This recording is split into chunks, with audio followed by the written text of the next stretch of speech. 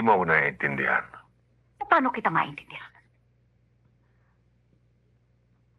Nasa unang taon pa lamang na ating pagsasama, ay nakuha mo na akong lukuhin. Na kung kailan sa buhay na mag-asawa ito ang pinakamasaya, pinakamatamis, pinakamaligayang araw. Jaime, 16 na taon na kong nabuhay sa iyong kasinungalingan.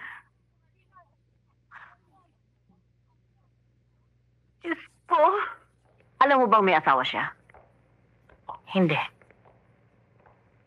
Kahit nung nagpakasal kami sa Hong Kong, hindi niya pinagtapat sa akin. Pero kailangan kanya, Mami. Kailangan?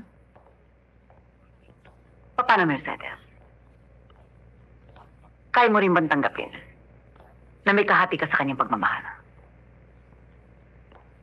Tumagal ako ng maraming taong alam ko ang tungkol sa inyo. Kaya hindi mo na kailangan tanungin pang muli. Pero mahal ka niya, Mami. Alam ko. Mahal? Alam mo? Paano mo nasabing mahal niya ako? Kung nakaya niya akong lokohin na napakahabang panahon. I'm sorry. Kinalulungkot ko. Pakisabi mo na lamang sa kanya, hindi ko kayang tanggapin.